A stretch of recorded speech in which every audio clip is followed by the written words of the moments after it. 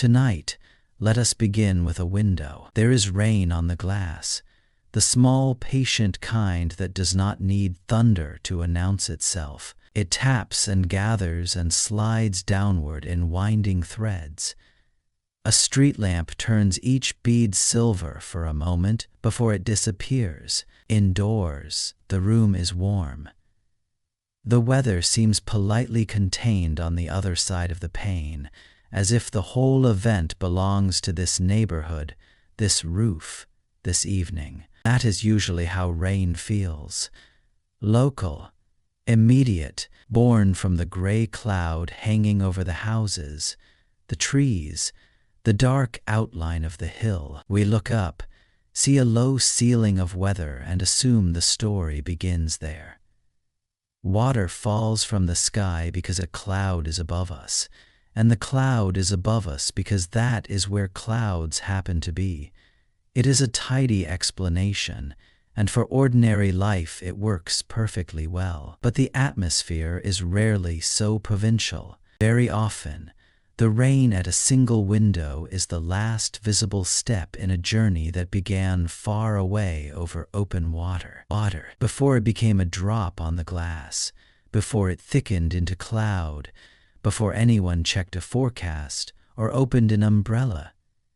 Some portion of it may have been traveling through the sky for days, carried in a broad moving corridor of moisture that linked this quiet room to a distant ocean. Scientists call some of these corridors atmospheric rivers, which is one of those scientific phrases that sound surprisingly poetic for surviving peer review. The name is useful because it points toward something the eye does not naturally see. A river, in the ordinary sense, has banks and a bed and a visible surface. It occupies a place on a map. You can stand beside it. An atmospheric river does none of these convenient things. It has no stone edge, no permanent channel, no little footbridge. Its boundaries shift with temperature and wind. It can stretch for thousands of kilometers and still remain mostly invisible to anyone standing underneath it. And yet the comparison is not fanciful. These are real pathways of transport, long and relatively narrow bands in the atmosphere where water vapor is concentrated and carried along by the motion of air. Not liquid water sloshing overhead in some suspended canal, but vapor, individual water molecules mixed into the air, too small and too dispersed to see. The clouds we notice are only the decorative part, the visible embroidery around a much larger movement. The true cargo often remains transparent until cooling air, rising to rain, or changing weather persuades some of it to condense into droplets or ice. This is one of the stranger habits of Earth. Some of its largest flows are hidden in plain sight. Imagine, for a moment, a single bit of water beginning in the subtropical Pacific, where sunlight has been leaning on the ocean all afternoon. The sea surface is not boiling or dramatic. It is simply receiving energy, molecule by molecule, hour after hour. One water molecule near the surface gains enough speed to break free from its neighbors and escape into the air. There is no trumpet for this departure. Evaporation is almost insultingly modest at the scale of one molecule, but multiplied across warm ocean surfaces, it becomes one of the great lifting operations of the planet. Our imagined traveler rises into air that is already on the move. Winds arrange themselves into patterns much larger than any one storm. Pressure differences, the rotation of Earth, and the persistent architecture of the atmosphere begin to steer moisture along preferred routes. The molecule does not know where it is going, of course. Molecules are not planners, but the air is a conveyor, and the conveyor has direction. As more vapor joins the flow, the corridor becomes richer. denser with moisture than the surrounding sky. Satellites and instruments can detect this even when human eyes cannot. Meteorologists see a long plume, a ribbon of transport, a stream of invisible freight crossing the ocean. At night, above dark water, it would not look like a river at all. It would look like almost nothing. This is part of its charm and part of its trick. The atmosphere can move astonishing quantities of water while preserving the manners of empty space. Eventually, that moving air approaches land. Coastlines do not merely divide sea from continent.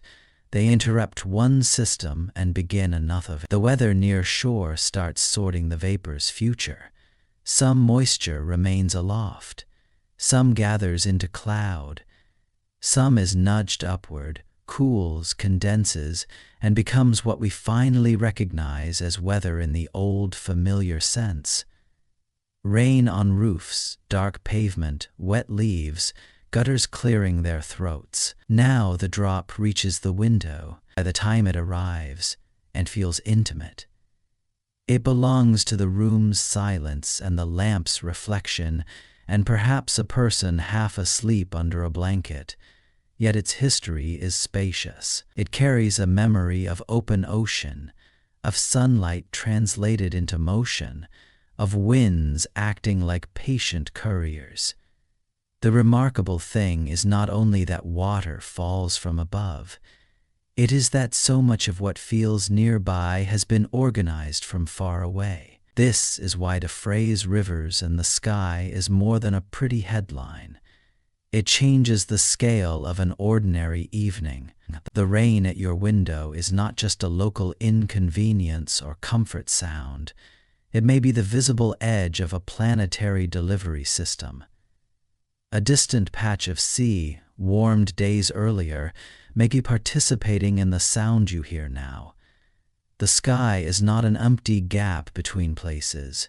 It is part of the plumbing. The river, if we keep the metaphor, carries its own shifting banks. Those banks are made of gradients, winds, pressure fields, and temperature boundaries rather than mud or stone. They widen, thin, tilt, and drift. They can gather strength without ever becoming visible as a single object, and because they are made of moving air, they do not stay put for maps in the comforting way surface rivers do. They must be followed with instruments, models, satellites, and a certain humility. For people on the ground, the experience is softer than the scale suggests. Usually, it is not an apocalyptic revelation.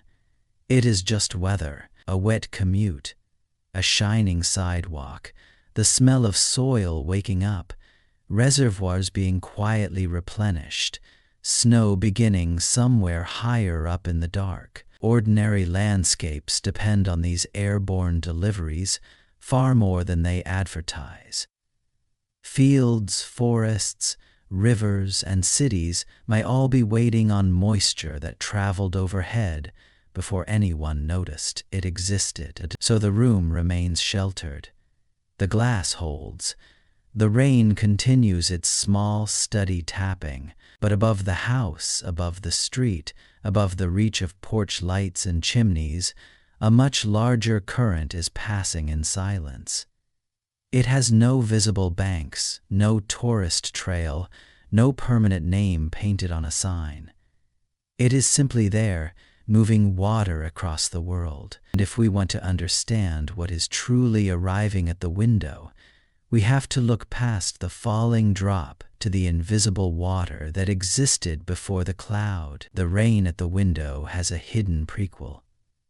Before it was a drop on glass, before it was a cloud, before it was anything the eye could point to, it was simply water leaving a surface molecule by molecule, slipping away from the skin of the sea. That is the first odd step in this story. Water to us usually seems like the heavy thing. It fills kettles, presses against dams, drips from sleeves, gathers in puddles, and asks for pipes, buckets, bottles, and banks. Air seems like the opposite. Air feels empty. We walk through it without noticing much resistance. We do not look at a warm evening and think, here is a container carrying an invisible cargo. And yet that is exactly what the atmosphere does all the time. If you could stand above a dark subtropical ocean at night and watch its surface at the scale of molecules, the scene would look less like stillness and more like quiet commotion. Water molecules are never perfectly at rest.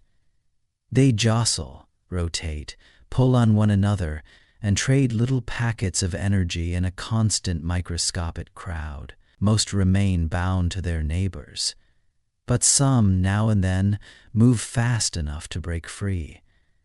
They escape from the liquid surface and enter the air. That escape is evaporation, which sounds stately as a word and is actually a kind of endless tiny jailbreak. The air above the ocean is not holding droplets in suspension, at least not yet. It is holding individual water molecules mixed among nitrogen, oxygen, argon, and the rest. This matters because it explains why the sky can carry so much water without looking like a hanging lake. The water is there in a dispersed form, woven into the gas itself. Invisible, odorless, ordinary-feeling air can be full of wandering molecules that were, only moments earlier, part of a wave. We have familiar words for this, though they can make the process seem more mysterious than it is. Humidity is simply a measure of how much water vapor is in the air. Relative humidity, the phrase from weather reports that often sounds faintly judgmental, compares how much vapor the air has with how much it could hold at that temperature before it begins to condense. The important phrase is at that temperature. Temperature is the quiet manager of the whole arrangement. Warm air does not act like a sponge in any literal sense. It is slightly safer to avoid saying it holds water as if it were gripping it with hands. But as a practical picture, warmth gives the atmosphere more room for water vapor to remain water vapor. When air is warmer, the molecules in that shared crowd are moving with more energy. Condensation becomes less easy, and more vapor can remain dispersed before the air reaches saturation. One gentle way to picture this is as a room whose walls expand when warmed. Imagine guests arriving one by one. In the cold version of the room, everyone is crowded together quickly, elbows touch, and soon there is no comfortable space left. In the warm version, the walls have moved outward. The same guests can spread out more easily. The room is not grabbing them. It is simply less cramped. In the atmosphere, warming to something analogous. It enlarges the range in which water can remain invisible and airborne. Scientists describe this temperature rule with something called the Clausius-Clapeyron relationship, which is a formidable name for a rather graceful fact. As air warms, the amount of water vapor possible at saturation rises quickly, not just a little. You do not need the equation to feel its consequence. A modest change in temperature can make a meaningful difference in how much moisture the atmosphere can carry. The sky's storage capacity is not fixed. It flexes with warmth. This becomes easier to sense if we compare two very different air masses. Consider warm marine air over a subtropical ocean, the kind of air that brushes over water that is spent all day collecting sunlight. It can carry a remarkable amount of invisible vapor. Now compare it with cold winter air over a frozen landscape. That colder air may feel sharp and dry in the nose for a reason. Its ceiling for water vapor is much lower. Even when its relative humidity is high, the total amount of moisture present may be small. This is why laundry can dry on a warm day that feels humid, and why cold air can still chap skin and lips while technically nearing saturation. Relative humidity tells you how close the room is to fall. It does not tell you how large the room is. A small room can be almost full and still contain less than a large room that is only partly occupied. Meteorology is often full of such impolite little clarifications. So when ocean water enters warm air, it is not entering an empty void but a temperature-shaped reservoir. Sunlight provides the energy that frees molecules from the surface. Wind helps move moist air away so more evaporation can continue. Warmth keeps more of that water in vapor form. Very quickly, what looks like plain air becomes a mobile storehouse, carrying a hidden inheritance from the sea. Our imagined droplet, if we follow it backward far enough, dissolves here into anonymity. It is no longer a drop at all, just one molecule among many, traveling in company too loose to see. It has left the visible world of splashes and rivulets and joined a transparent traffic overhead. This is the quiet miracle at the center of weather. Before water gathers into cloud, rain, or snow, it spends part of its life as an unmarked passenger in moving air. And once you begin to accept that the empty-looking sky can carry such abundance, a new question arrives almost immediately. If water vapor begins as a dispersed crowd, spread invisibly through warm air, what persuades it to travel together in long, coherent pathways? How does a loose population of molecules become something so organized that scientists are willing, with a straight face, to call it a river? Out over the open ocean, the surface can look almost lazily uniform. A long, dark plain. Small ridges of water catching a little light. Nothing about it seems organized in the way a river is organized. If moisture rises from this wide, moving skin of sea, the ordinary expectation is that it would drift upward and outward in every direction, thinning as it goes, like steam escaping from a pot in a quiet kitchen. And for a moment, that is not a bad picture. Evaporation does begin as something scattered. Countless water molecules leave the ocean one by one. They do not leap upward in neat formation.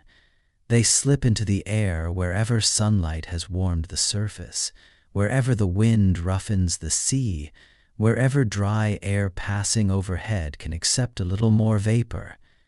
The beginning is loose, almost untidy. But the atmosphere is not a quiet kitchen. It is a restless machine built from differences. Differences in temperature, differences in pressure, differences between warm ocean and colder air, between one spinning latitude and another. Those differences matter because air does not like imbalance. It begins to move in response, and once it moves, it rarely moves politely. It curves, accelerates, piles up, thins out, sinks, and rises. In that motion, the loose moisture above the sea begins to change character. What seemed at first like an even haze can be gathered. This is one of the stranger habits of the lower atmosphere. Water vapor may start out broadly available over the ocean, but wind does not always leave it broadly distributed. Under the right patterns, the air acts less like a room and more like a set of invisible hands. It sweeps, sorts, and concentrates. It draws moisture out of a wide area and nudges it into a narrower path. Meteorologists describe part of this with pressure gradients, which is a plain term for a forceful idea. Where atmospheric pressure differs from one place to another, air tends to move from the higher side toward the lower side. Because Earth is rotating, that motion curves rather than traveling in a simple straight line. Near the surface, friction from the ocean slows the flow and changes its angle again. The result is not chaos exactly, but a complicated discipline. Air is continuously being steered, Sometimes that steering becomes especially efficient a short distance above the ocean surface, where a relatively fast current forms in the lower atmosphere. This is called a low-level jet. The name sounds brisk, and brisk is appropriate. A low-level jet is not a solid stream you could point to with your finger, but it is a corridor of air moving faster than its surroundings, often carrying heat and moisture along with it. If the atmosphere is arranging itself in a favorable way, this faster current begins to do what a comb does to loose hair, or what fingers do to a handful of threads. It brings separate strands into alignment. That alignment is crucial. The ocean may supply the water, but the wind gives the water a route. A familiar setup occurs over the Pacific Ocean ahead of a cold front. Far offshore, an extratropical cyclone, a broad rotating storm system of the middle latitudes, begins organizing the weather over an area so large that no beachgoer would sense its full shape from the sand. Around such a system, the pressure field is uneven, curved, and busy. South of the storm center, winds often pull relatively warm, moist air poleward and eastward. The air is not merely wandering, it is being recruited. At the same time, convergence can begin to develop. Convergence is another simple word for a quiet act of gathering. Air from different nearby paths is drawn toward the same zone. Since air cannot infinitely crowd into one horizontal layer, some of it must eventually rise. But before that happens, the near-surface flow can become richer and denser with moisture than the broader surroundings. A wide marine source region is slowly edited into a more focused atmospheric pathway. This is why a moisture plume seen from space can look so surprisingly narrow compared with the size of the ocean beneath it. The water vapor did not emerge from one tidy slot in the sea. It was collected from a broad region and organized by motion. The atmosphere is forever taking diffuse things and teaching them direction. If that sounds abstract, it may help to imagine a drafting table covered with loose silk fibers. Left untouched, they lie every which way. Then someone passes a soft brush across the surface. The fibers do not become identical, and they do not fuse into a solid object, but many of them begin to point together. What had been scattered now reads as a ribbon. The winds above the ocean do something like that with vapor, except the brush is made of pressure, rotation, and speed, and the ribbon can extend for thousands of kilometers. This is the quiet surprise at the heart of the chapter. A river does not need stone banks if the physics of the air can hold a shape well enough. Not perfectly, not permanently, but well enough to create a coherent path. These aerial corridors wander, stretch, fray, and rebuild. They are softer than rivers on land, more temporary and more easily bent, yet they can still function as delivery systems with remarkable discipline. That matters because concentration changes consequence. Moisture spread thinly through a vast region of air is one thing. Moisture gathered into a persistent, directed flow is another. The first is humidity. The second begins to behave like transport. It can carry ocean water toward coastlines, toward mountains, toward colder air, toward the next stage of its journey. It turns abundance into arrival, and there is something almost politely subversive about this. We are used to thinking that focus requires walls, pipes, channels, or wires. The atmosphere manages a version of focus with none of those. It uses gradients instead of masonry. It uses motion instead of edges.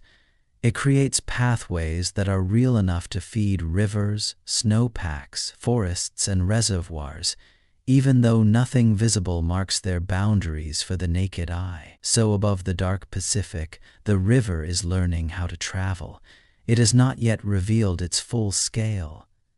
From below, there is still only weather, or perhaps only a clouding sky. But in the moving lower air, vapor is being combed into a long intention. The loose threads are becoming a ribbon. The ribbon is becoming a route. To understand just how large that route can be, we need to rise a little farther from the surface, until the local winds and dark water fall into proportion, and the invisible river finally shows its true size. From the deck of a ship, the sky can seem almost empty in an especially misleading way. There is water below, dark and obvious, and then there is air above, which appears to contain very little at all besides weather in the broadest sense. If a sailor sees a current at sea, there are clues. Foam tilts, kelp drifts. The vessel answers the water with a small, practical opinion. But when the current is overhead, crossing the same ocean without banks or sparkle or noise, human eyes do not receive a clear invitation. That creates an odd scientific problem. If a river should look like a river, what should we do with one that refuses to appear in blue? For a long time, the atmosphere's great moisture corridors were felt more than seen. They arrived as rain, snow, fog, swollen streams, unexpectedly damp coastlines, and mountain storms that seemed to have traveled very far. People knew the effects intimately. Farmers, fishers, port workers, and anyone who had ever watched a winter front roll inland understood that ocean water could visit the land in large, organized ways. But understanding a consequence is not the same as seeing the full path. To see the path, scientists had to stop looking for a river's surface and start looking for its trace. This is where the view becomes wonderfully indirect. Many of the most useful weather satellites do not simply take photographs in the ordinary sense. They measure radiation, including microwave radiation, coming from Earth and its atmosphere. Water vapor and liquid water affect that radiation in subtle ways. So do temperature and cloud structure. A satellite passes overhead, and instead of receiving a neat little label reading "here is the river," it gathers faint disturbances in a field of energy. From those disturbances, scientists estimate how much water vapor is present through a deep column of air. It is a little like trying to spot a current in a dark room by watching how it bends candle smoke. Except the room is half a planet wide, and the candle is every source of radiation the atmosphere cannot quite hide. One important measure is called integrated water vapor. The name sounds heavier than the thing itself. It simply means adding up the water vapor through the thickness of the atmosphere above a place, from lower levels to higher ones, to estimate how much invisible moisture is stacked there. On a map, areas rich in vapor begin to gather into long forms, not puddles, not scattered smudges, ribbons. But vapor alone is only half the story. A reservoir is not a current. To understand an airborne river, scientists also need motion. They need to know not just how much moisture the air contains, but how strongly and in what direction that moist air is moving. When those two ingredients are combined, the result is a quantity called integrated vapor transport, often shortened to IVT. It is a beautifully practical idea. Take the atmosphere's moisture, combine it with the wind carrying it, and the invisible river becomes measurable as a flow rather than a mere presence. This did not emerge from a single elegant machine doing everything at once. It emerged from a quiet alliance of instruments, each a little incomplete on its own. Satellites offered the broad view. sweeping over oceans where weather stations were sparse and ships could only report from where they happened to be. Radio sondes added vertical detail. These are instrument packages carried upward by weather balloons, drifting through cold air while sending back temperature, humidity, pressure, and wind. They are humble, almost old-fashioned devices, and yet they remain one of the cleanest ways to ask the atmosphere what it is doing layer by layer. Radar contributed another kind of evidence, particularly once precipitation approached land, and its structure could be tracked more precisely. Then there is GPS meteorology, one of those modern scientific twists that feels slightly impolite in its cleverness. Signals from navigation satellites slow very slightly as they pass through moist air. Measure the delay carefully enough, and that delay reveals information about atmospheric water vapor. A tool built to tell us where we are also helps tell us what the sky is carrying. None of these methods shows the river directly. Each catches a different shadow of it. By the 1990s, this mattered enormously. Scientists studying winter storms over the Pacific and the west coast of North America began pulling together satellite observations, aircraft measurements, ship reports, and balloon data into a clearer picture of long, narrow corridors of intense moisture transport. These were not random wet patches spread evenly across a storm.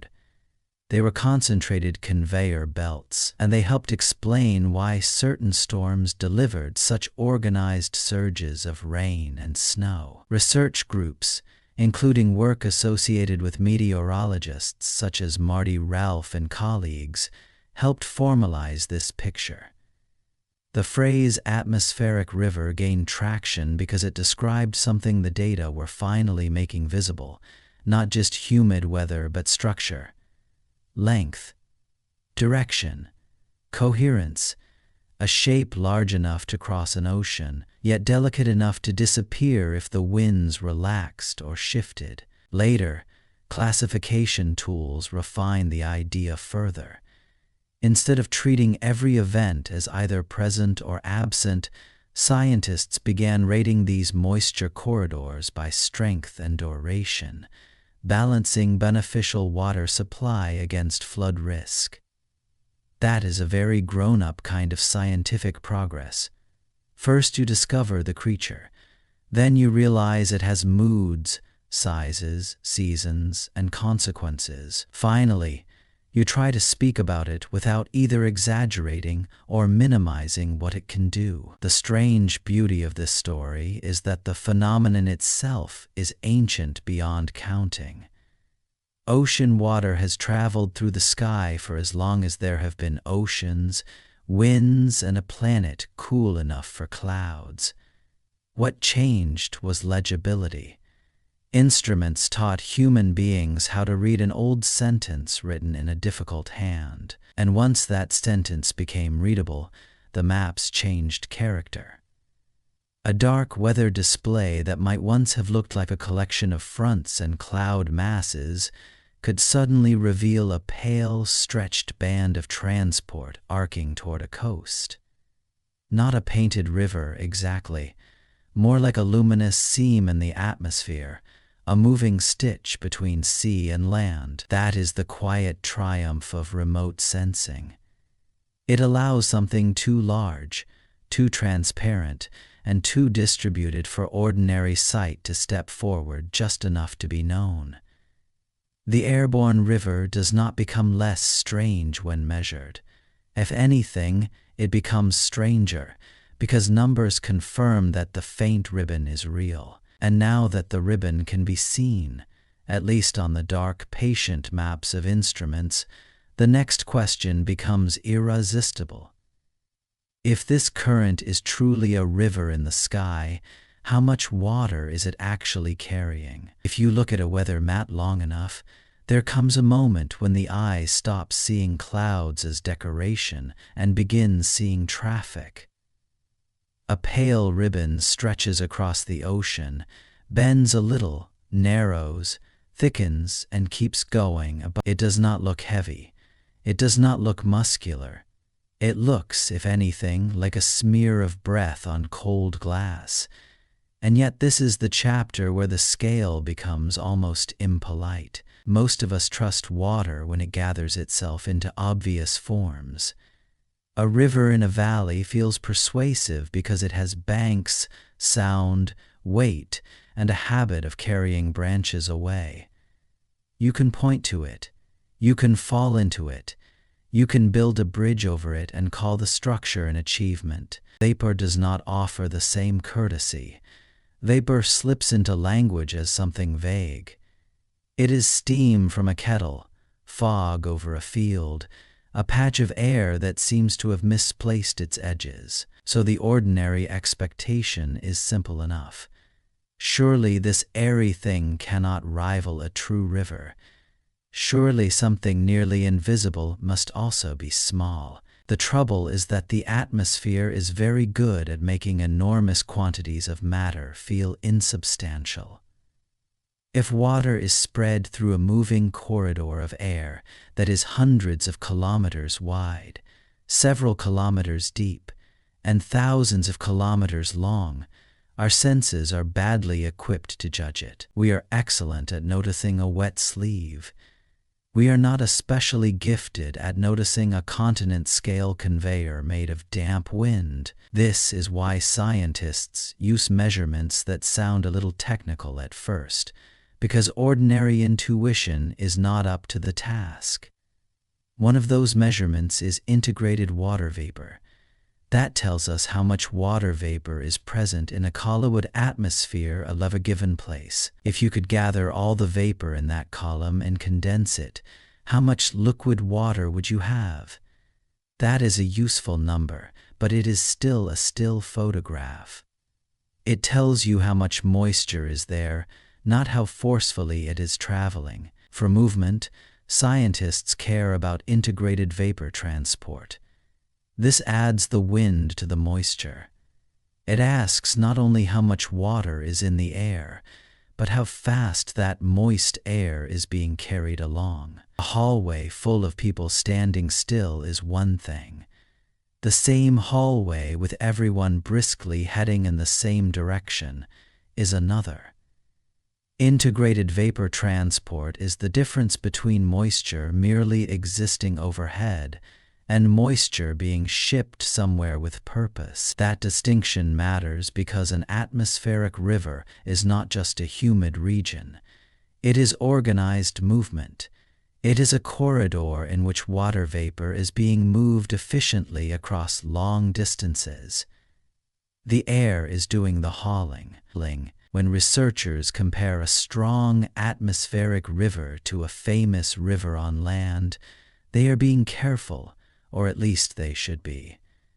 They are not saying that the sky contains a visible airborne Mississippi, complete with barges and muddy banks. They are comparing rates of transport, how much water is being carried past an invisible cross-section over a given amount of time. Put that way, the claim becomes both more modest and more startling. A strong atmospheric river can move water vapor at a rate comparable to the average flow of a major terrestrial river, and sometimes several times the average discharge of the Mississippi. Units keep everyone honest. A ground river is often described in cubic meters per second, the amount of liquid water passing a point.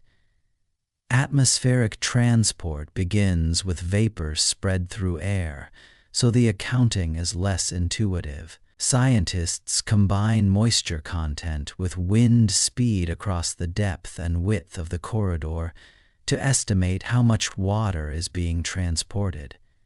It is not a poetic guess. It is a physically constrained tally of moving moisture, and the numbers become large partly because the structure itself is large. A typical atmospheric river may be a few hundred kilometers wide and extend for thousands of kilometers. rather like a long freight route laid across the lower atmosphere. Not every part of that route carries the same load. Some sections are richer in vapor, some winds are stronger than others, and the whole feature shifts as weather systems evolve. But taken together, the corridor can function like a transparent freight train, with carriage after carriage of moist air coupled into one direction of travel. It is a peculiar train, admittedly. Its carriages are invisible. Its tracks are made of pressure patterns and wind fields. It does not rattle. It does not whistle. It leaves no sparks in the night, yet it moves cargo with extraordinary persistence. The cargo is not packed into crates but dissolved into air, hidden in plain sight inside the atmosphere's ordinary chemistry. This is the moment where the water cycle stops looking like a tidy up and down loop from a school diagram and starts looking like a logistical network. Evaporation from the ocean is only the beginning of the story. The atmosphere is not a passive waiting room where moisture lingers until it happens to rain. It is a major horizontal branch of the entire system, redistributing ocean water across the planet with direction, speed, and astonishing reach. That matters because landscapes on land are often living downstream from events in the sky. Reservoirs, snowpacks, soils, forests, farms, rivers, and cities may depend on deliveries that were assembled far offshore and transported overhead before anyone on the ground noticed a cloud thickening.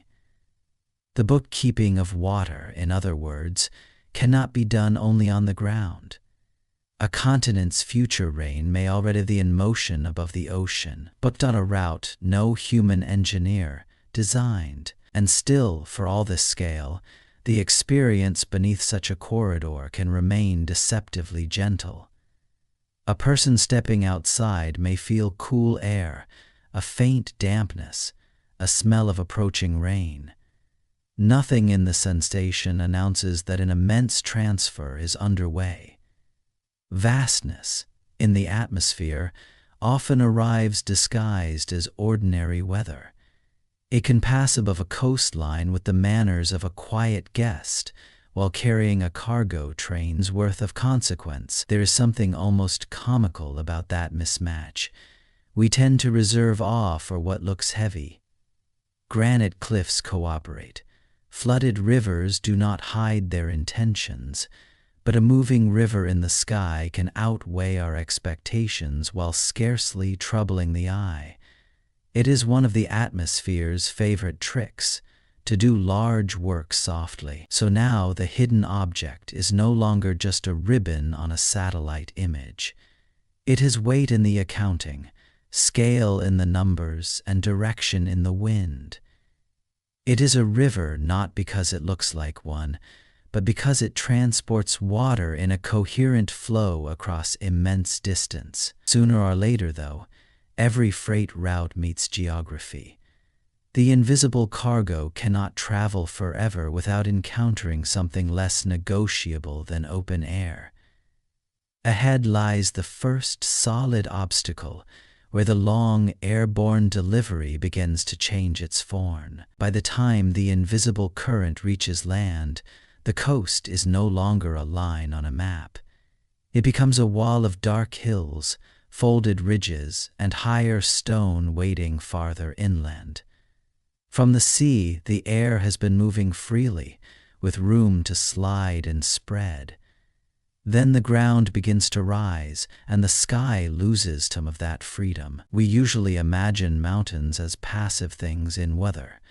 They seem to sit beneath clouds the way furniture sits beneath lamplight, receiving whatever the atmosphere happens to deliver. But mountains are not merely under weather. They interfere with it.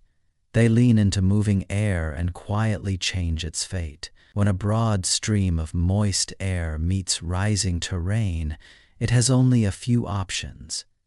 It can go around if the geography allows. It can slow and pool, or very often it must climb. This upward push is called orographic lift, from a root word meaning mountains. The phrase sounds technical, but the action is simple enough to picture. Air arrives carrying invisible water vapor. The slope ahead acts like a long ramp. Up the ramp the air goes, whether it planned to or not. As the air rises, pressure about it falls. With less pressure squeezing it, the air expands. And when it expands, it cools.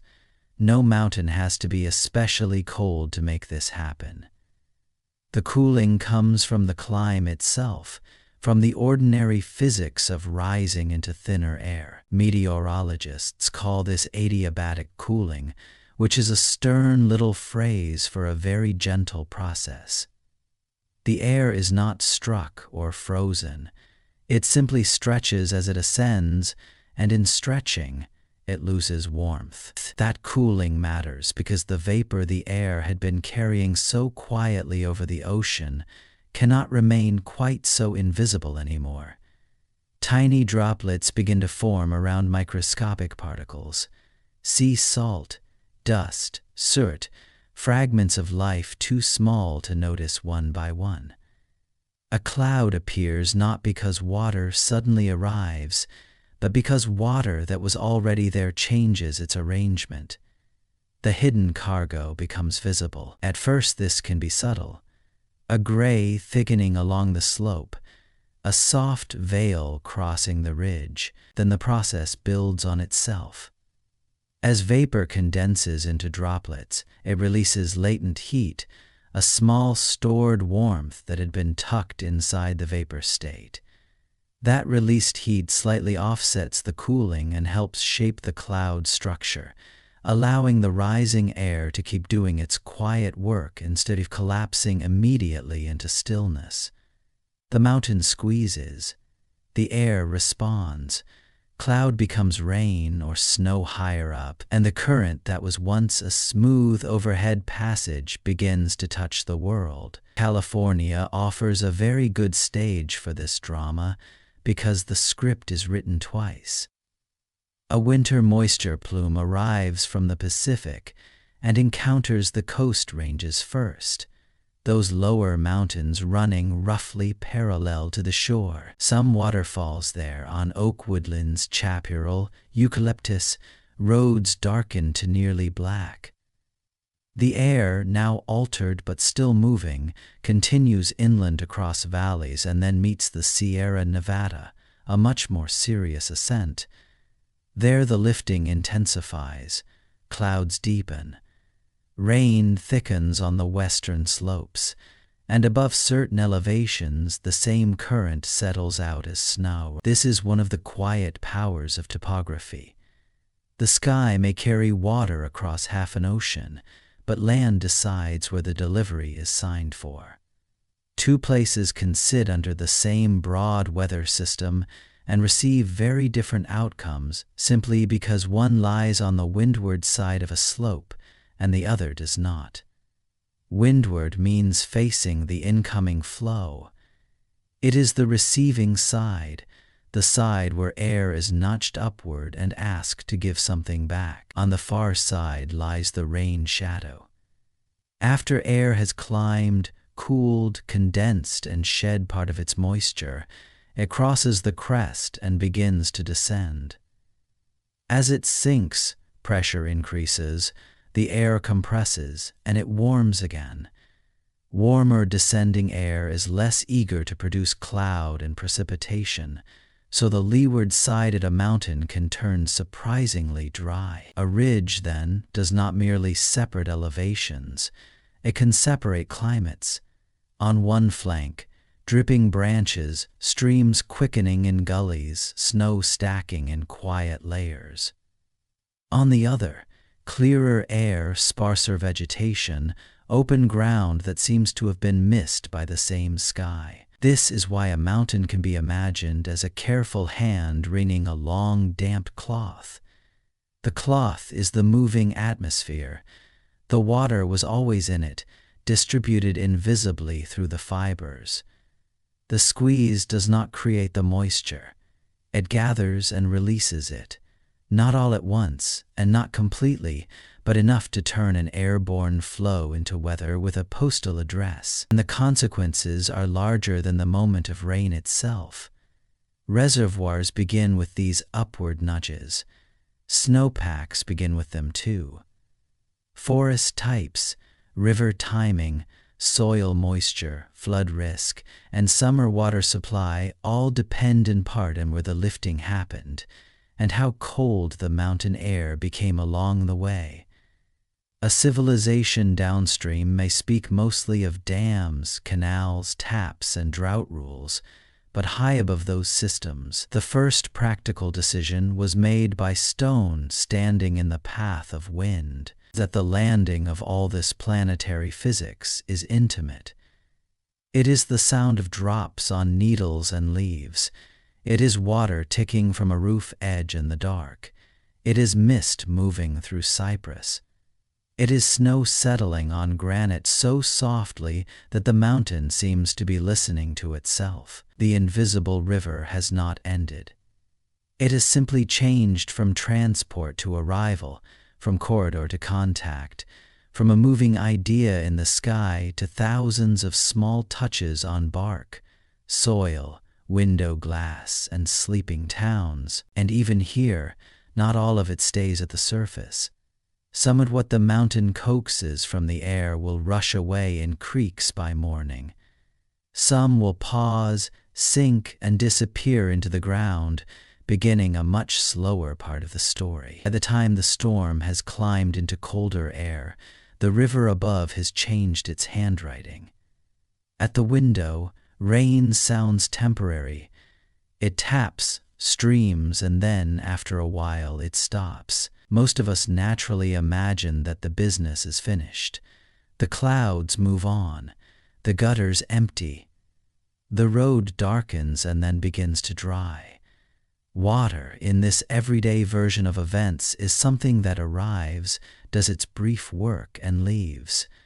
But higher on the mountain, the same delivery can fall into silence and remain there for months. Our imagined droplet, lifted from distant sea and carried inland through moving air, does not always complete its journey as rain.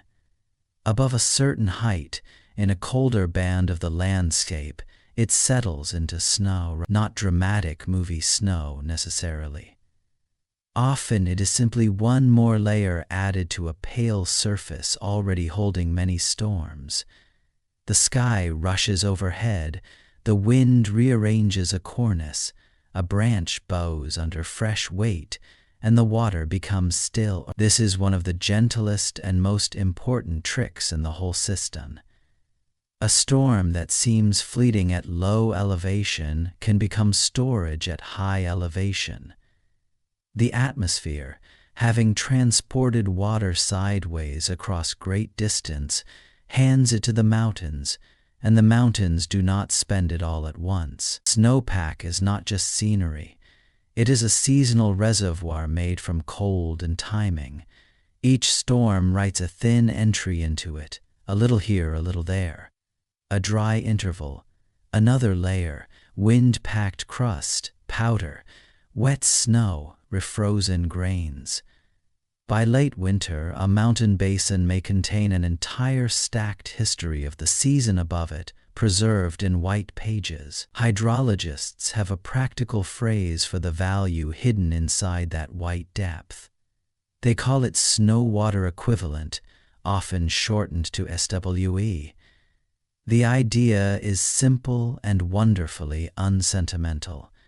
If you could take the snow resting on the ground and melt it completely, how much liquid water would you get? A deep drift of airy snow might look impressive and contain less water than a thinner layer of denser spring snow.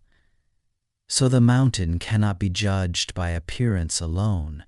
It must be measured. That is why people go out into winter landscapes with tubes, scales, probes, and notebooks, as if consulting a very quiet archive.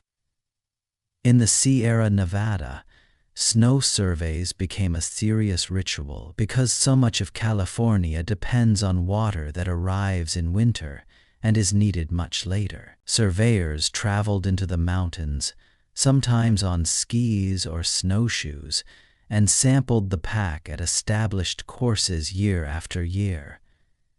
They were not just admiring weather, they were estimating the future. How full will the reservoirs become? How much water may enter rivers in spring? How much can cities expect? How carefully must farms plan for summer? The answers begin months earlier in a cold place where storms have been set aside like savings. The Sierra is particularly revealing because it sits beside a long dry season. Winter brings much of the annual supply, yet people, orchards, wetlands, and towns need that water well after the sky has turned blue and stubborn. Snowpack solves a scheduling problem. It lets the atmosphere deliver water in one season and the landscape release it in another.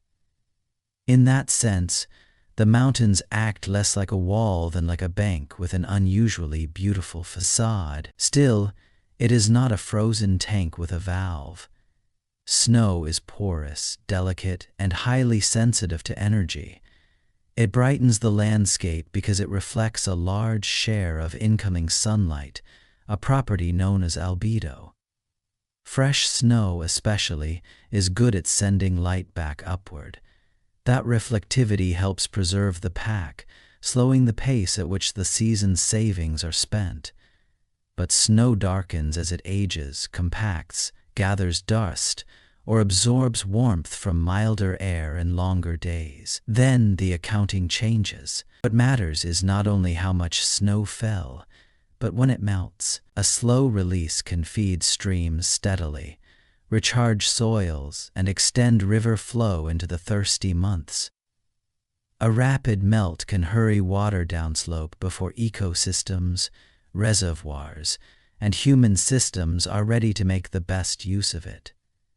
2 winters may deliver similar totals, yet produce very different summers depending on how the snow accumulated, how warm spring became, and how quickly the white surface lost its cool, reflective patience. This is why snowpack is best imagined not as a blanket, though it certainly looks like one, but as a white library holding winter one layer at a time. Each snowfall is shelved in order. Temperature edits the pages. Wind rearranges the margins. Sunlight decides which volumes will be taken down early. And when spring finally opens the building, the stored season begins to leave in chapters. For farms far below, for cities that turn a tap without ceremony, and for rivers that must continue behaving like rivers after the storms have passed, this delayed release is not a poetic extra. It is basic infrastructure provided by climate and elevation. Many societies have quietly depended on it for so long that the arrangement can feel natural in the sense of being guaranteed. But it is only natural in the sense that many delicate bargains are natural. It works because cold arrives in time, because storms arrive in time, and because the handoff between sky and mountain remains properly sequenced. So the airborne river, which seemed all motion a short while ago, now lies under moonlight in almost complete stillness. The great transfer has not ended. It has merely changed speed. Water that crossed an ocean through invisible corridors now waits in a cold, granular landscape, patient as stored light. And when that patience finally softens, it will not leap straight back to the sea. First it will sink, thread downward, and begin a much slower passage through soil and stone. By the time our small traveler leaves the snow, it has become much less theatrical. Up in the storm it hurried, invisible and quick, and then in the cold it rested as a crystal on a mountain slope. Now, with a patient thaw, it slips downward in a thin thread of meltwater and reaches a patch of dark ground. From a distance, you might expect the story to become obvious again. Water falls, water runs, water gathers in a stream. We know how to picture that. We have watched gutters, ditches, creeks, and rivers all our lives. But a surprising amount of this water does not hurry toward the nearest visible channel at all. It pauses at the surface, touches grains of soil, and disappears. Not lost. Simply admitted into another landscape, one that most of us walk over without much thought. Beneath the river, there is often more river. Beneath the meadow, beneath the orchard, beneath the road, water is moving through pores around roots, down cracks in rock, entering spaces so small they can hold it by surface tension, and larger spaces where it can drift onward in darkness. This is one of the gentlest plot twists in earth science. Rain and snowmelt do not only make streams, they also make hidden reserves of some water runs off quickly, especially if the ground is already wet, frozen, paved, steep, or baked hard by heat. Some is caught briefly in the upper soil where plant roots may borrow it, and some continues deeper, below the reach of most roots, becoming groundwater. The word sounds solid and dependable, which is useful because groundwater is exactly that. Water stored underground in sediments or fractured rock, often moving so slowly that speed stops feeling like the right concept. If atmospheric rivers are the fast express trains of the sky, groundwater is the late-night local service, stopping everywhere, taking its time, never showing off. A brief event in the air can settle into the earth and continue traveling for months, years, sometimes much longer, long after the clouds that delivered it have drifted apart over another ocean. The first step in that long, quiet journey is infiltration. Water reaches the ground and enters it if there is room and time. Soil is not just loose dirt. It is architecture. Sand has relatively large openings between grains, and water can move through it with decent enthusiasm. Clay has tiny openings, and water may enter more slowly, clinging and creeping. Organic matter changes the structure again, helping soils behave a bit like a sponge with memory. Roots open channels. Burrowing animals disturb and aerate. Old cracks from drying or freezing can become temporary doorways. The surface of a field, a forest floor, or a floodplain is not a flat acceptance desk. It is a complicated customs office deciding, drop by drop, who gets in. That decision matters because recharge is not guaranteed by abundance alone. A great burst of precipitation can help refill groundwater, but it can also overwhelm the ground's ability to absorb. When water arrives faster than soil can take it in, the excess skims away as runoff. Intense rain on compacted land may produce dramatic puddles and swollen channels, while contributing less to deep recharge than a slower, steadier soaking storm. In other words, more water falling from the sky does not automatically mean more water banked underground. Timing, landscape, and texture get a vote. Once water does enter, it does not plunge straight down like coins through a slot. Some of it remains in the unsaturated zone, where air still occupies part of the pore space. There it coats grains, feeds microbes, lingers near roots and waits. Deeper still is the saturated zone, where the openings in soil or rock are filled with water. That is the realm of aquifers, though the word can sound more glamorous than the reality. An aquifer is not usually an underground lake with a convenient echo. More often, it is a body of sand, gravel, or broken stone whose tiny connected spaces can store and transmit water. A surprisingly large reservoir can hide in what looks, from above, like ordinary earth behaving itself. Then this hidden storage is one reason rivers can continue flowing after the rain has stopped. Groundwater seeps gradually into stream channels as base flow, the quiet maintenance shift of a watershed. Without it, many rivers would rise in excitement during storms and then shrink to a sulk. With it, landscapes gain a kind of memory. Yesterday's weather does not vanish. It is archived underground and released slowly back to the surface. California's Central Valley offers a modern example of humans tried, somewhat belatedly, to cooperate with this patient system. The valley is an agricultural giant, and for decades many of its aquifers were drawn down faster than they were replenished. Wells reached deeper. Land in some places subsided as water was removed from underground sediments. Then came a practical idea that sounds almost old-fashioned.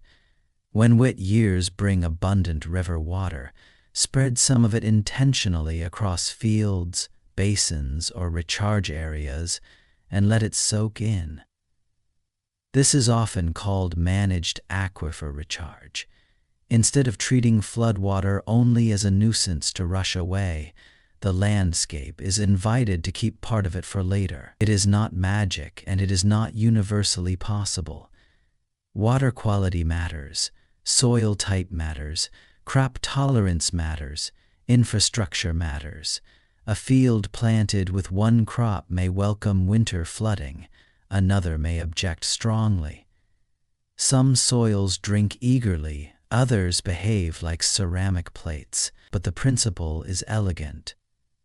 A brief atmospheric event, arriving with noise and urgency, can be translated into underground savings that support wells, farms, and river flows long after the sky has become innocent again. There is something pleasing about the symmetry here. Above us, the atmosphere can act like a river without banks. Below us, the ground can act like a second, much slower sky, holding water in suspension between grains and stones, allowing it to drift through darkness as if weather had learned patience. The storm was fast. The aquifer is slow, yet they are part of the same sentence. So when spring melt or winter rain vanishes into the earth, disappearance is not the right word. The water has not ended. It has changed tempo.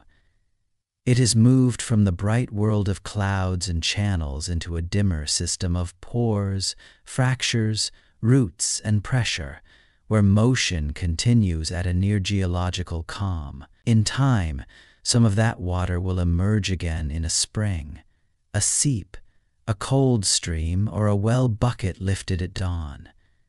Some of it will be taken up by roots and drawn into trunks. And there, inside living wood, our hidden river will begin to climb toward leaves, where the sky waits to borrow it once more. By the time water has seeped through soil and lingered in darkness, it seems to have reached a quiet conclusion. Groundwater feels like stored water, settled water, water that has finally stopped traveling. If we picture a tree above it, we might imagine a polite theft. The roots take a little drink, the trunk keeps what it needs, and the rest of the story belongs to wood and shade. But forests are not the end of the journey. Very often, they are a way back into the sky. A tree is less like a warehouse than a slow, vertical fountain powered by sunlight. Water enters through roots, rises through narrow pipes in the wood, passes into leaves, and there, with almost unreasonable delicacy, leaves the plant again. Tiny openings called stomata dot the surfaces of leaves. They are small adjustable pores, each one opening and narrowing in response to light, carbon dioxide, heat, dryness, and stress. When they open, a leaf does not simply exchange gases. It also allows water vapor to slip outward into the air. This is transpiration, one of those modest scientific words that hides an immense fact. A forest can lift astonishing quantities of water from the ground and release it above the canopy as invisible vapor. Add evaporation from wet bark, puddled soil, intercepted rain, and damp moss, and the broader process is called evapotranspiration. It sounds technical and faintly bureaucratic. In practice, it means that a landscape covered in leaves can return borrowed water to the atmosphere hour by hour, all day, across millions of crowns. We are used to thinking of rain as the generous part of the bargain and plants as the recipients. Rain falls, roots receive, green things grow. This is true, but incomplete in the same way that calling a cathedral a pile of stone would be true and incomplete. The forest does receive the rain. Then it edits it, delays it, stores some of it, and sends a remarkable portion back aloft. The mechanism is intimate. Inside each leaf, water spreads into thin films across cell walls. When the stomata are open, some of that water evaporates into internal air spaces and diffuses out into the atmosphere. The loss of water from the leaf helps pull more water upward from below, like a chain being gently tugged from the top. No pump chugs in the trunk. No muscular engine strains. The flow depends on cohesion between water molecules, the structure of the xylem, the energy of sunlight, and the dry appetite of air. It is a patient hydraulic trick, carried out so quietly that a whole forest can perform it, while appearing completely still. That stillness is misleading in another way. A forest does not only add moisture, it also changes the shape of the air moving over land. Compared with a smooth field or bare ground, a canopy is rough. It slows wind near the surface, stirs turbulence, and mixes heat and vapor upward. Leaves and branches act like countless little obstacles, not enough to halt the flow, but enough to knead it. So the forest becomes both source and sculptor, releasing water while helping organize the boundary layer of air that carries that water onward. This is where the story becomes larger than a single stand of trees. Some of the moisture in air above land is not on its first trip inland from the sea. It falls as rain, enters soil or roots, then returns to the air and travels again. But in some regions, this happens repeatedly, like a traveler changing trains without ever quite leaving the station. Atmospheric scientists call this moisture recycling. The phrase is plain, but the reality is beautiful. Water that began over ocean can be rained onto a continent, breathed out by forests, swept onward, and offered once more to clouds farther inland. The Amazon basin is the most famous example, and famous for good reason.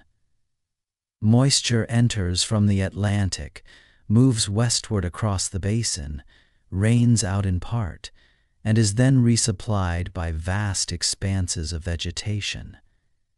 Downwind, that relofted water helps feed further rain and contributes to transport toward other parts of South America, including regions far to the south. Researchers have spent decades measuring, modeling, and debating the exact strength of these links, because the atmosphere is busy, borders are porous, and nature does not label each molecule with a return address. Still, the central picture is held. The forest is not merely waiting beneath the weather. It participates in making the inland atmosphere wetter than it would otherwise be. There is understandable caution here.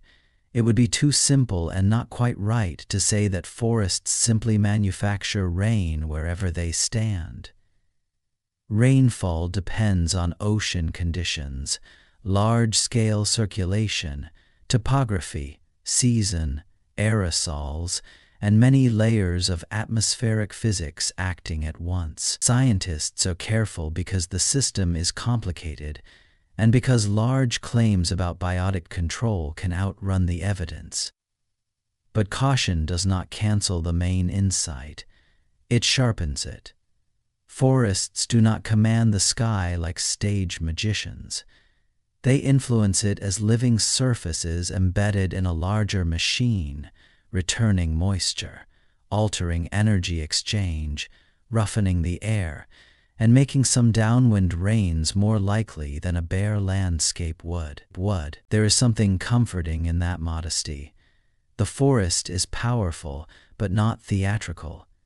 Each leaf is doing a tiny local job, opening, closing, balancing carbon gain against water loss, surviving the afternoon.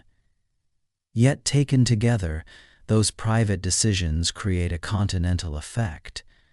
What looks from a distance like a dark green carpet is, at closer scale, an upward estuary of pores. If that image is slightly strange, another may be gentler. A forest is breathing borrowed ocean back into the sky, not all at once, not in dramatic gusts, but in a slow exhalation measured in sunlit hours. Water arrives from far away, spends time in root and stem and shaded ground, then leaves again through green tissue thin as paper. The airborne river is no longer fed only at the coast. Over land, it can be renewed. This matters for more than poetry. It means inland climates are not just passive recipients of ocean weather. They can depend on living cover to help maintain humidity, cloud formation, and the timing or persistence of rain. Remove enough forest, and the change is not confined to the place where trunks once stood. The atmosphere downwind may inherit the difference. Keep the forest, and its contribution remains almost invisible, as many essential things do. So the next time a canopy seems motionless, it may help to imagine the traffic passing through it, water rising through wood, vapor slipping from stomata, air being stirred above leaves, countless upward tributaries joining without sound. After groundwater moved the story into darkness, the forest lifts it back toward light. And once we notice that, the map widens again, because the same quiet exchange appears on other continents under other names.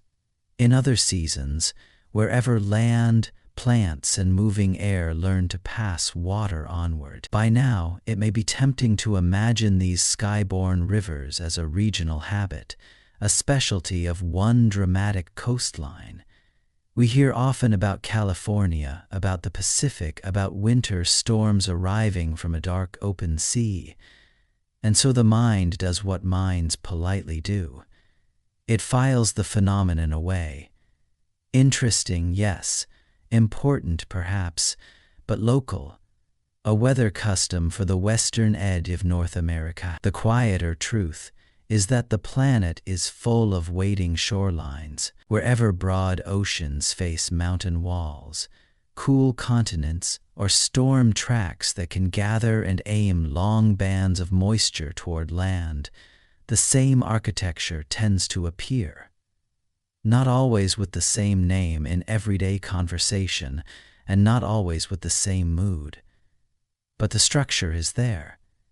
A moving aerial bridge between water and ground, assembled by winds, guided by temperature contrasts, then dissolved again after delivery. This is one of the lovelier habits of Earth system science. Something that first appears to be an exception slowly reveals itself as a pattern.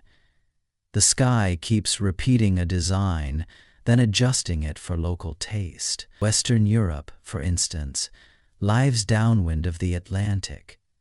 Moisture lifted from relatively warm ocean surfaces can be gathered into long plumes and pushed toward the continent by the marching weather systems of the North Atlantic. When these corridors arrive at places like the British Isles or the coast of Norway, the result is not an exotic novelty. It is part of the ordinary business of making a climate. Rain falls, slopes grow green, reservoirs fill, snow accumulates higher up, rivers swell below. A coastline receives water that began far out at sea, carried not in barrels or canals, but in moving air. Norway makes the pattern especially visible. There the land rises sharply, and the long Atlantic fetch gives storms room to organize themselves before they meet the Scandinavian mountains. Moisture-rich air arrives, encounters cold elevations, and yields rain and snow that help feed glaciers, lakes, hydropower systems, and steep, bright rivers. From a human point of view, these may look like separate landscapes: a storm at sea, a white ridge inland, a waterfall in a fjord. But the atmosphere treats them as one linked machine. Far to the south, on the Pacific edge of South America, related corridors can strike Chile. Again, the details differ. The latitude is different. The mountain barrier is enormous. The seasonal rhythm shifts, but the basic story survives the journey.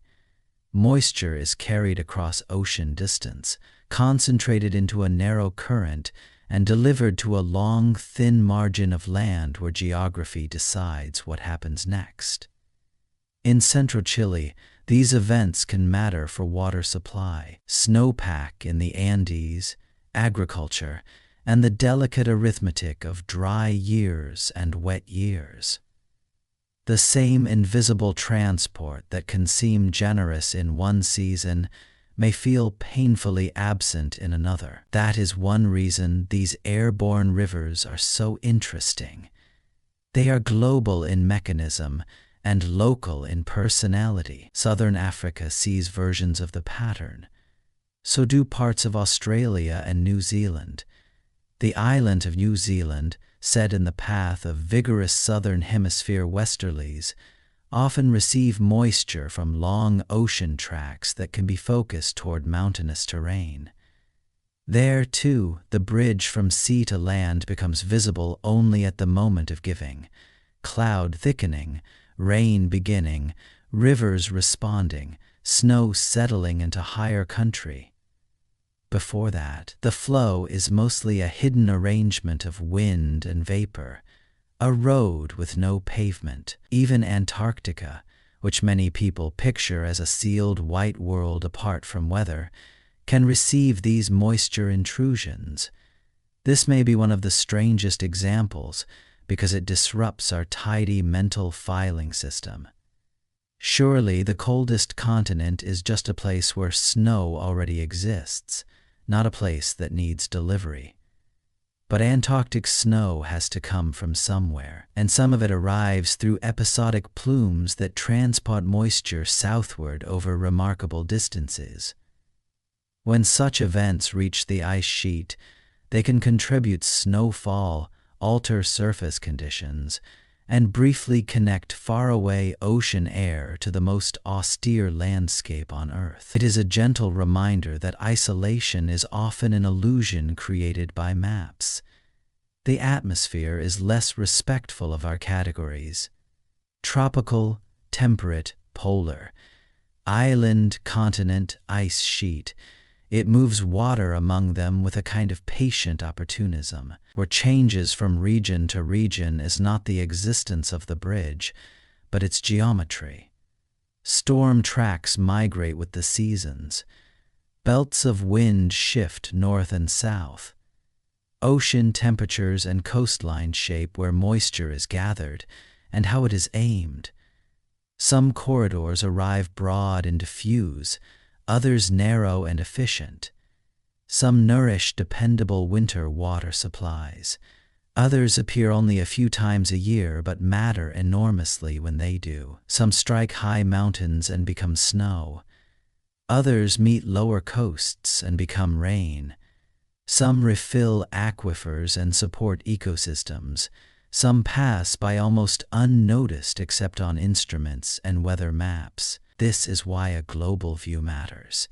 If we talk about these rivers only where they become famous, we miss their more elegant role. They are not simply a hazard pattern for one news cycle or one state. They are part of the planet's distribution network. They take evaporation from open water and express it in regional accents. Norway receives it one way, Chile another, New Zealand another, Antarctica in perhaps the most improbable form of all. The image to keep, perhaps, is not of a single mighty channel, but of many wandering bridges appearing and dissolving around the rim of the world. They are built from nothing solid. No pillars, no deck, no cables, only pressure, temperature, wind, and an astonishing quantity of invisible water. Yet whole landscapes lean on them. Forests, farms, reservoirs, glaciers, rivers, and cities all wait, whether they know it or not, for these temporary sky roads to arrive on schedule, or nearly on schedule, season after season, and that may be the most soothing part of the story. The same hidden architecture that feeds one beloved valley or one familiar coast is not unique to it.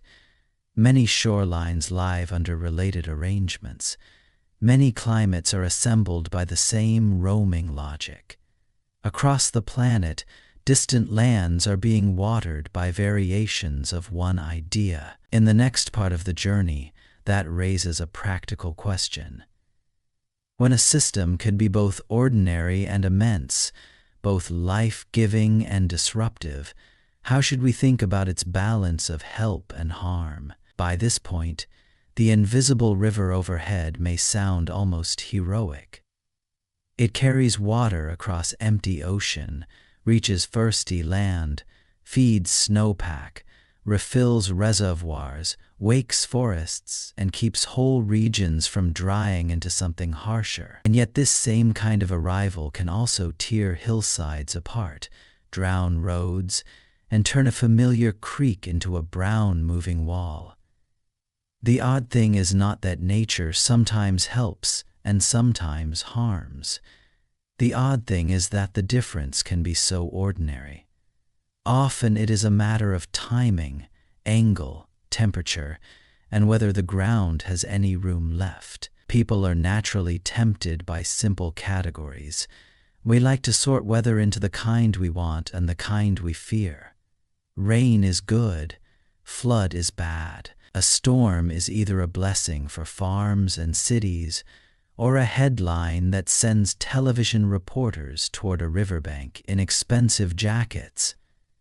But atmospheric corridors do not respect that neat division. Most pass with little drama. Some are weak enough that few people notice them except farmers, water managers, and the few citizens who still inspect hillsides and stream gauges with almost parental concern.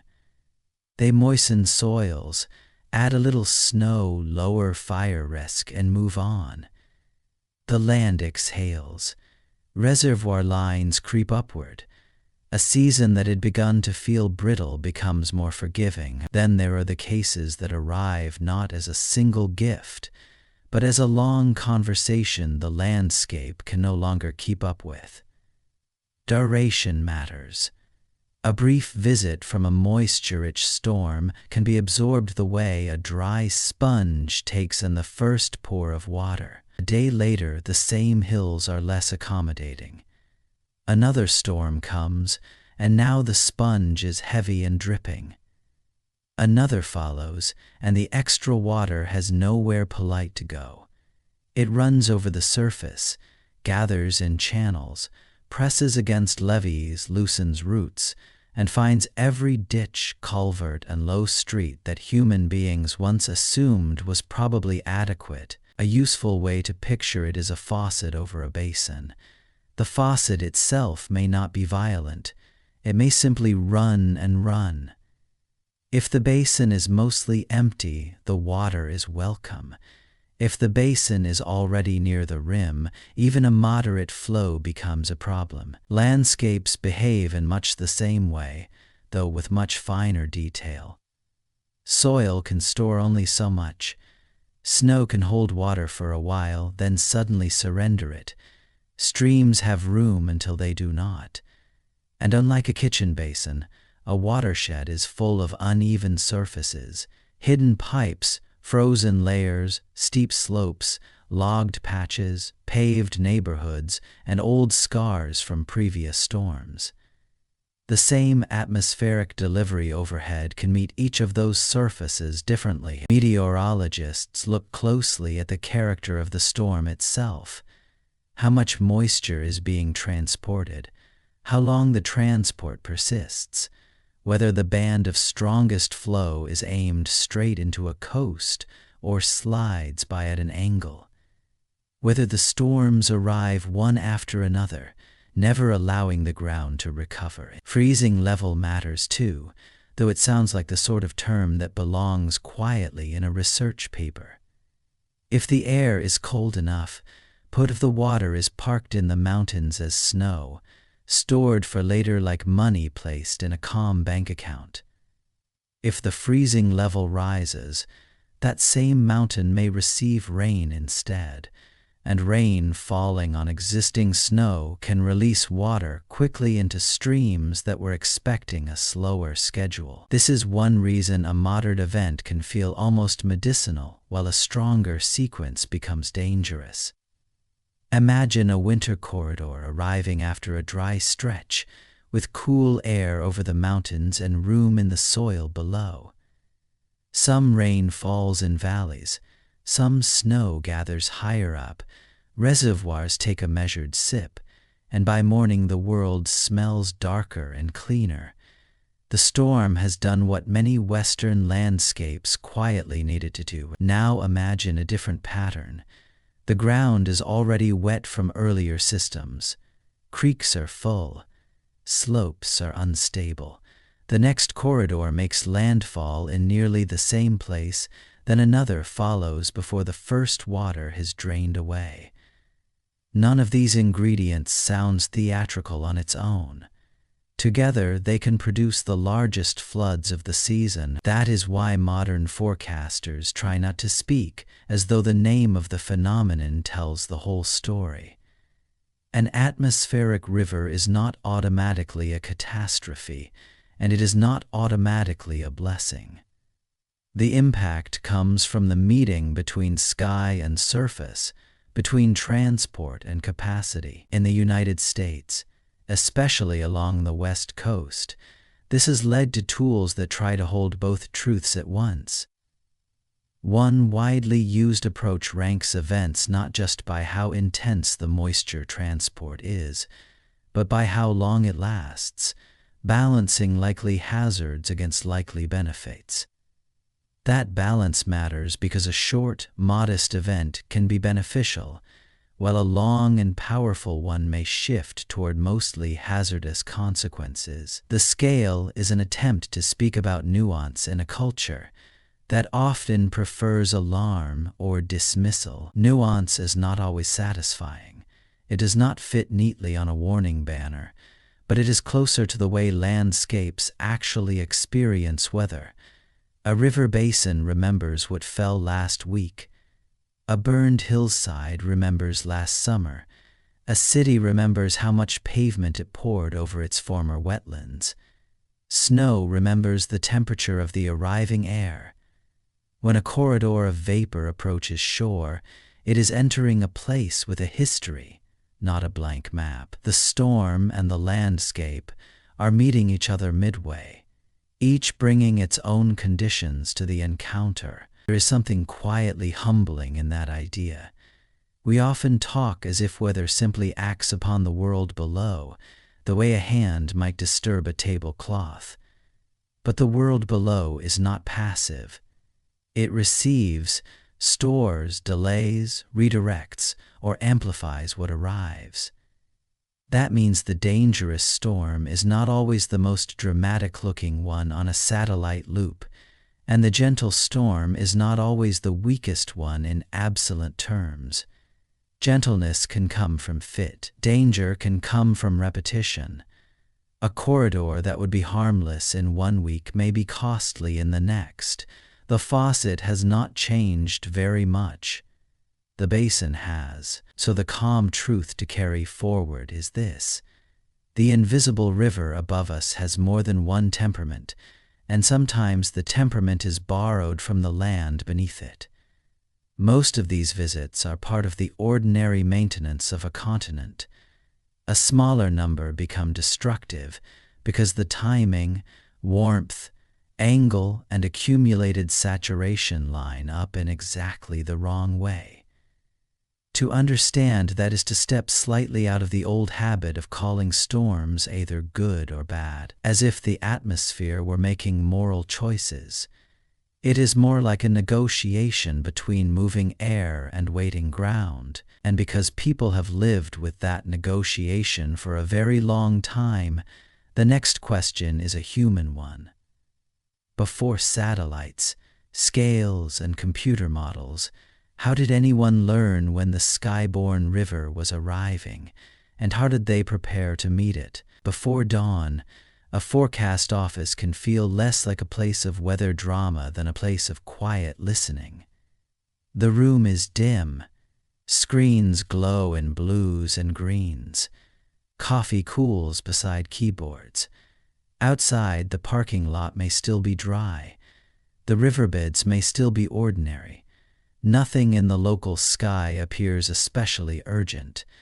And yet the people in this room are already looking far offshore toward a moving band of moisture that has not arrived and may not arrive exactly as expected. Most of us imagine forecasting rain as a matter of looking up at clouds and asking when they will drift overhead.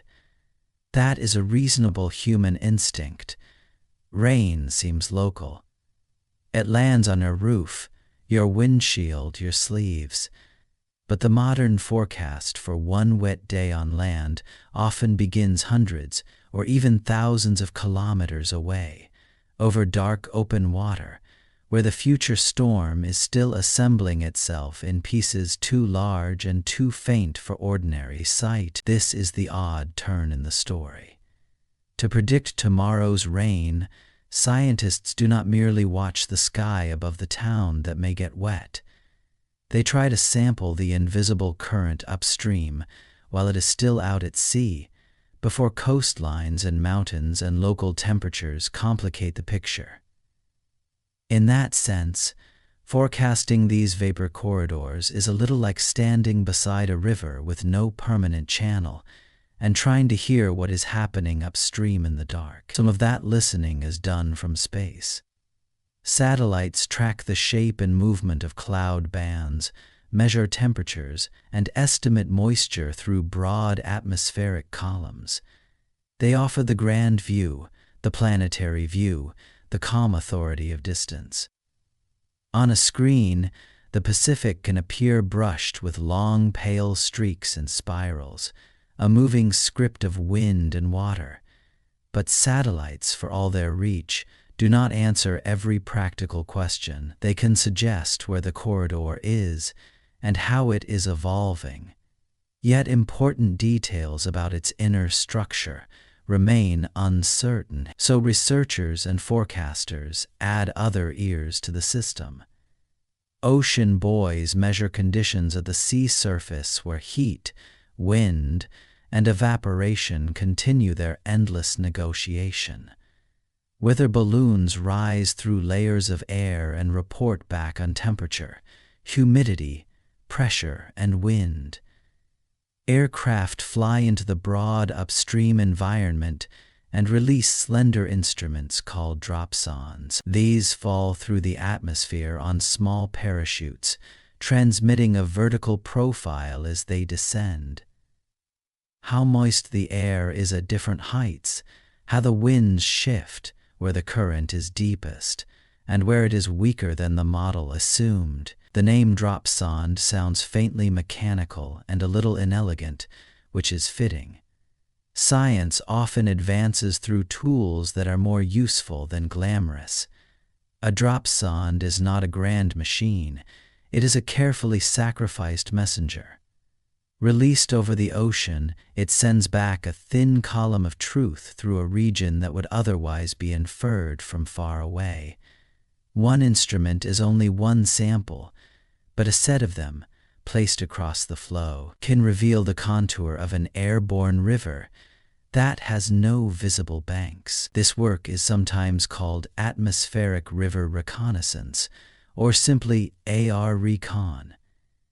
Aircraft head west over the Pacific to investigate storms before they reach the coast of North America. The missions gather observations from places where ordinary weather networks are sparse. The ocean, after all, is very large and not especially interested in hosting dense arrays of measuring equipment for our convenience. That gap matters. A forecast model is only as grounded as the observations that shape its starting point. If the starting description of the atmosphere is slightly wrong, the later forecast can drift into a different future. That is why forecasters do not rely on a single model run as if it were a prophecy. They use ensembles instead. An ensemble forecast is a family of possible futures produced by changing the starting conditions or model assumptions slightly and watching how those small differences grow. Some members bring the corridor farther north. Some drive it harder into the coast. Some weaken it. Some prolong it. The result is not one tidy answer, but a distribution of plausible outcomes. This may sound inconvenient, and in a way it is. People often want certainty from science and the tone one expects from a timetable. Will it rain here or not? How much? At what hour? But the atmosphere is not a timetable. It is a restless fluid system, and the honest forecast sometimes arrives as a range rather than a promise. That is not failure. It is precision about uncertainty, and uncertainty, when described well, is useful. A reservoir manager does not need a mystical guarantee to make a better decision. If forecasts suggest a meaningful chance that a strong moisture plume will deliver substantial runoff in the next few days, water can be released in advance to create storage space. If the corridor is likely to miss, or weaken, or arrive warmer and produce different melt patterns than expected, operators may choose caution in another direction. In places where water supply and flood protection share the same infrastructure, these decisions can be delicate. Release too much, and you waste precious stored water. Release too little, and you lose room for incoming flow. Forecast-informed reservoir operations emerged from this tension. Instead of treating the reservoir as if every winter day were equally threatening, managers can use probabilistic forecasts to behave more intelligently, more seasonally, more like readers of a living system than keepers of a rigid rulebook. Better upstream observation helps this approach because it narrows some of the uncertainty before the storm makes landfall. A few measurements over cold ocean air can ripple into quieter, more confident decisions far inland. There is something tender about that chain of events. A balloon rises. A dropsonde falls. A boy rocks in the dark. A satellite passes overhead. Equations are solved in rooms full of humming machines. Then, perhaps 2 days later, a gate at a reservoir is opened a little earlier or held a little longer. A farming valley, a town downstream, a city's water planners, and a winter river all inherit the consequence of those measurements. Forecasting, in this sense, is not merely prediction. It is translation. It takes invisible motion over open ocean and turns it into human timing. It converts drifting vapor into decisions about floodgates, staffing, road crews, hydropower, and whether a storm is likely to be inconvenient, nourishing, or dangerous. The science does not abolish surprise. These corridors still bend, split, speed up, stall, and interact with other systems in ways that keep forecasters humble. But each added observation makes the atmosphere a little less mute, and that may be the most comforting part of the story. The sky does not become controllable, but it becomes more readable. A river with no fixed channel can still be heard upstream if enough patient instruments are listening. From a dim office before dawn, that quiet listening extends across the Pacific and returns as guidance for places far from the sea. In the next chapter, that guidance will face a harder question. What happens when the background climate itself grows warmer, and the invisible current begins to carry a different future inside it? By this point, the sky has become harder to think of as empty. It has ducts, corridors, cues, and timing. It carries water sideways over immense distances, then gives it up in ways that shape farms, reservoirs, forests, roads, and memory. So when people ask what a warmer world does to these aerial rivers, the first answer sounds almost too simple. A warmer sky can usually carry more water vapor. That part is the tidy part. It is the sentence that fits neatly on a page, the one that seems to promise a clean conclusion. More warmth, more moisture, more of the same river, only larger. Weather is rarely polite enough to stop there. The atmosphere is not a pipe with a single valve. It is a moving arrangement of temperature, pressure, wind direction, ocean heat, topography, and timing. If you give the air a greater capacity for moisture, you do not merely enlarge yesterday's rainfall and call the matter settled. You alter the odds, the sequence, the altitude where snow becomes rain, the places where storms make landfall, and the speed with which a useful winter storm can become an awkward one. In the gentlest possible shorthand, warming tends to load the dice toward heavier bursts of precipitation.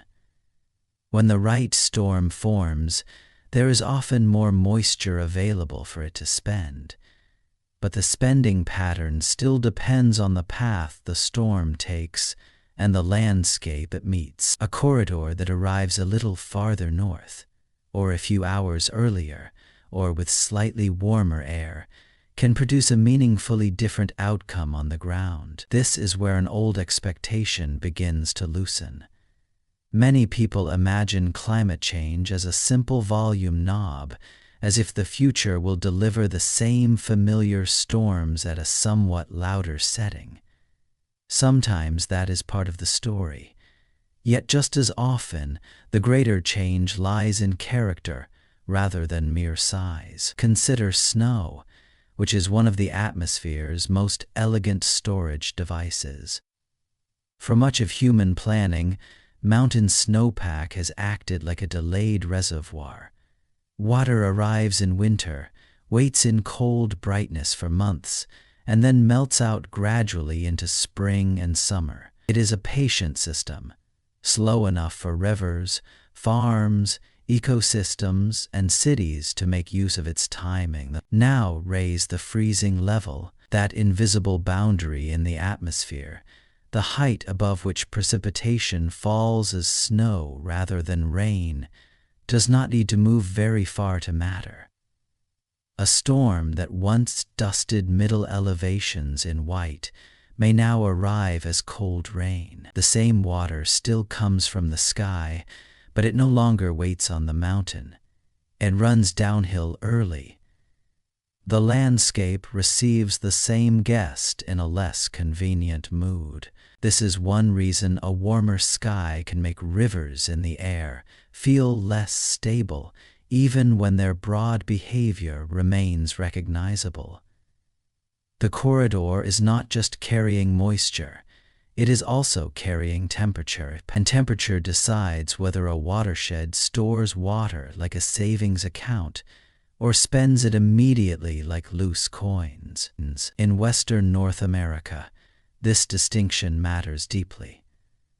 Water managers, engineers, and forecasters are not only asking whether intense vapor transport may increase in some storms, they are also asking what happens when more winter precipitation arrives as rain instead of snow, especially in basins that historically depended on snow storage. A rainstorm on bare ground is one kind of event.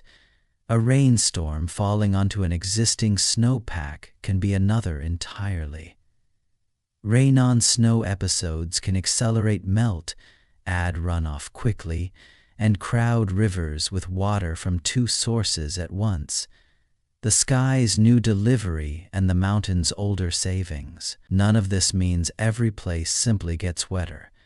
That would be too convenient and also untrue. Some regions may see stronger extremes but also longer dry gaps between them.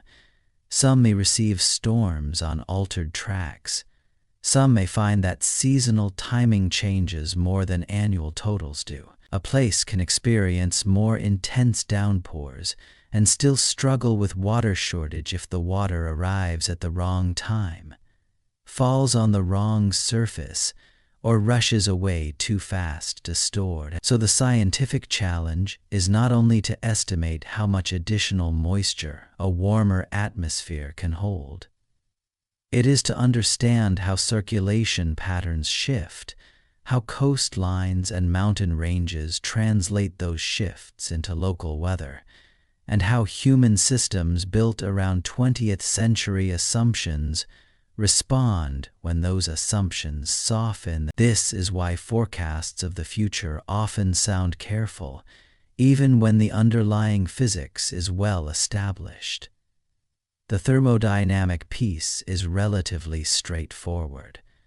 The regional expression is more like listening to an orchestra from behind a curtain and trying to predict which instrument will come forward next. You know the players are there. You know the score has changed, but the exact balance in one valley or one reservoir network or one coastal city still contains uncertainty. That uncertainty is not ignorance in the dramatic sense. It is not scientists shrugging in the dark. It is the more disciplined uncertainty of people measuring a complicated system honestly. They can say, with increasing confidence, that the air's moisture-carrying potential rises with warming. They can say that extreme precipitation risks grow in many regions. They can say that freezing levels tend to rise, and that snow-dependent water systems become harder to manage when winter storage turns into winter runoff. What they cannot always say, years in advance, is the exact choreography of every future season. For planners, this creates a strange emotional shift. The past is still useful, but it is no longer a complete manual. Flood records, reservoir rules, culvert sizes, snow surveys, planting calendars, and local sayings about what winter normally does all remain valuable. They simply cannot be treated as permanent law. Design begins to look less like preserving a familiar arrangement and more like preparing for a river whose capacity is widening while its route keeps wandering. That may be the central image for this chapter. Not a sky becoming monstrous and not a future becoming unreadable, but a channel growing roomier while its banks refuse to stay still. More water can fit inside, yet where that water goes when it arrives, and whether it lingers as snow or hurries away as rain, are still being negotiated by winds, terrain, and season. So the sober response is not panic, it is attention. Better instruments, better models, better watershed design, better respect for mountain storage, coastal exposure, and the awkward fact that an ordinary storm in a warmer climate may no longer behave like its older relatives. And after all that measuring, the rain still reaches the window in the same intimate way, as tapping, streaking, soft percussion on glass. The science has become more difficult. The sensation remains simple. In the next chapter, we can leave the forecasting room behind and return to that single small arrival, where a drop from this planetary traffic finally meets the pane. Now, after all the satellites and snowfields and instrument screens, it is pleasant to come back to something small enough to fit on a window. Rain on glass feels local. It sounds like your roof, your street, your night. It gathers in familiar beads, hesitates at the edge of the pane, and then slips downward with the quiet determination of a thing that knows exactly where to go. We are tempted to think of that drop as the end of a trip. It has arrived. It has reached the house. It has finished being weather and become simply water again. But water is not especially interested in endings. What seems to us like a final stop is usually only a pause in one of several long routes. The drop on the window may have been lifted from the ocean days ago, or from a wet field, or from the dark surface of a reservoir warmed by afternoon light. Before that, he may have spent months in a river bend, years inside snow and ice, weeks in the thin skin of a leaf, or a brief and rather intimate interval moving through the body of an animal who never gave it much thought. Water keeps changing jobs. It is sea, then air, then cloud, then rain, then soil, then sap, then breathe, then stream. It passes through forms the way a traveler passes through rooms, staying just long enough for each room to leave a trace. This is one of the gentle oddities of the planet. We like beginnings and endings because they help stories sit still. But the real system is circular, and not even a neat circle. It is a braid of loops moving at different speeds. Some parts are quick. A parcel of moisture can rise, travel, and fall again within days. Some parts are patient.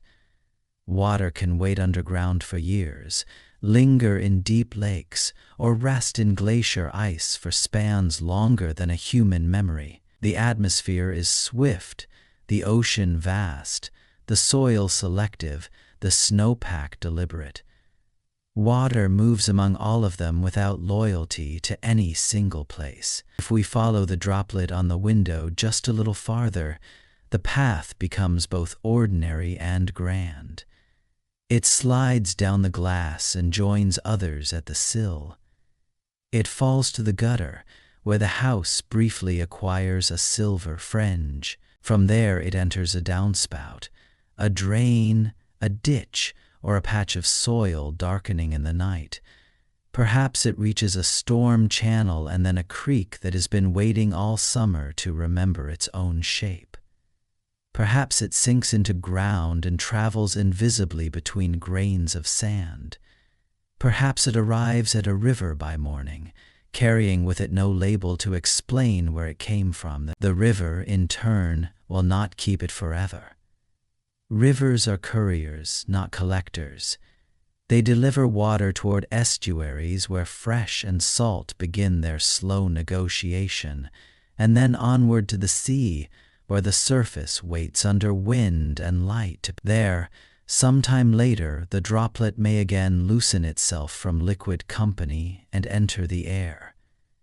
Not dramatically, not with a trumpet call, just a quiet escape from a sunlit skin of water into moving atmosphere, where it can become part of another invisible current with another destination. By then, it may be impossible to say that it belongs to the sea any more than it belonged to the roof or the root or the cloud. That is the strange comfort of it. The droplet has no permanent address. It is not a citizen of one landscape. It is a participant in all of them. This helps explain why local weather never stays merely local. The rain outside your room can begin over distant water, be guided by winds shaped far away, be stored in mountain snow, released into summer streams, taken into crops, poured through taps, returned through drains, and lifted once more into air that crosses another coast. A shower in one place is often the visible moment of a much larger conversation among ocean, atmosphere, stone, root, and light.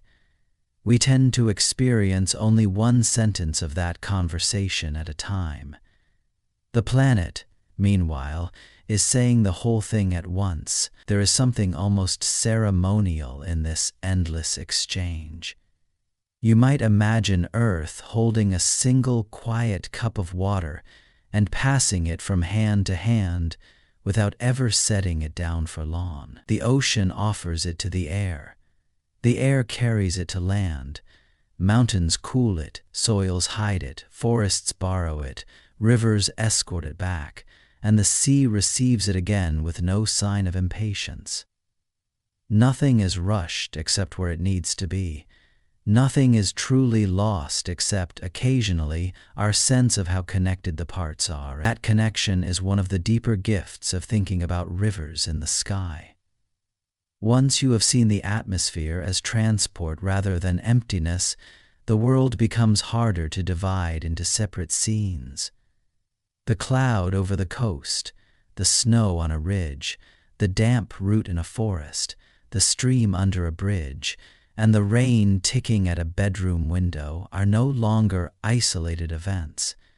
They are consecutive gestures in the same circulation. Even the stillest glass of water on a bedside table begins to feel less like an object and more like a pause. And perhaps that is a soothing thought before sleep. The world is busy, but not chaotic. Water is always leaving and returning, always changing pace, always finding another route through the same old planetary arrangement of heat, gravity, air, and stone. The drop at the window does not need to solve the whole journey. It only needs to continue. Outside, the gutter softens.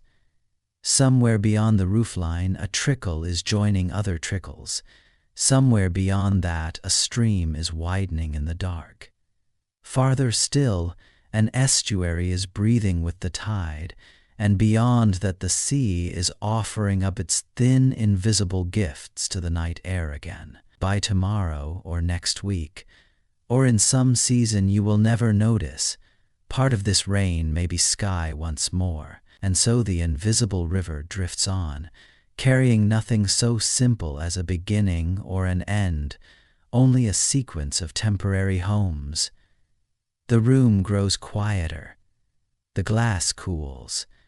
The rain becomes softer, and then softer still, until it is difficult to tell whether it is continuing outside the window or only very gently continuing in the mind.